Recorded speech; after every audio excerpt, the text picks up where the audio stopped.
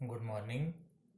आज मैं आप लोगों को अनाच्छादन या डेनुडेशन के विषय में बताने जा रहा हूँ। अनाच्छादन का अभिप्राय चट्टानों के अपने ही स्थान पर नष्ट होने से होता है। इसके दो मुख्य कारक होते हैं, अपक्षय और अपरदन। अब आपके मन में प्रश्न उठेगा कि अपक्षय क्या है और अपरदन क्या है। तो सबसे पहले मैं आपको अपक्षय के विषय में बता रहा हूँ।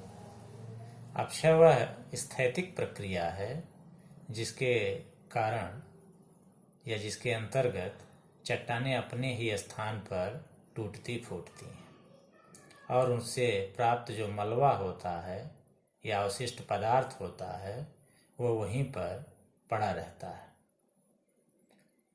इस अपक्षय का जो कारण है वह भौतिक, रासायनिक और जैविक तीनों ही है।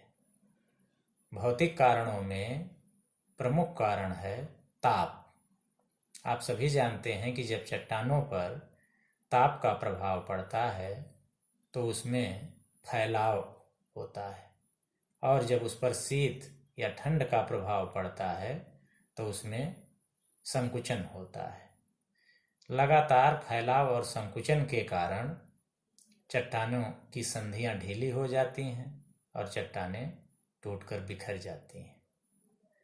इसी तरह से रासायनिक प्रक्रिया से भी चट्टानों का अपक्षय होता है। पानी बरसने से चट्टानों में जो रासायनिक तत्व होते हैं वो शिथिल हो जाते हैं। जैसे चूना पत्थर पर जब पानी का प्रभाव पड़ता है तो उसमें से चूना गल जाता है और वो चट्टानें ढीली हो जाती हैं या नष्ट हो जाती हैं। जैविक प्रक्रियाओं के द्वारा भी चट्टानों में अपक्षय होता है।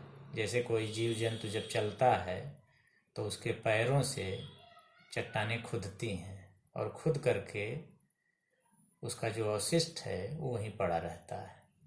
पशुओं के द्वारा गाय भैंस जब चारागाह में जाते हैं तो उनके कारण ऐसा होता है। इसी तरह चींटी, चूहा, खरगोश और भी बहुत सारे जीव जंतु होते हैं जो चट्टानों को खोद करके अपना निवास बनाते हैं। इसके कारण भी चट्टानों का अपक्षय होता है। अब आपके समझ में बात आ गई होगी कि अपक्षय वह एक प्रक्रिया है जिसके कारण चट्टानें टूटती फूटती हैं और अपने ही स्थान पर उसका मलबा पड़ा रहता है। दूसरा महत्वपूर्ण जो इसका पक्ष है वह है अपरदन का। अपरदन के अंतर्गत चट्टानें टूटती फूटती हैं किंतु उनका अपने स्थान से दूसरे स्थान पर स्थानांतरण भी हो जाता है। जैसे नदी, पवन, हिमनदी, भूमिगत जल और सागरीय जल अपरदन के प्रमुख कारक हैं। ये चट्टानों को तोड़ फोड़ करके, काट करके, उड़ा करके उनके मूल स्थान से दूर पहुंचाते हैं।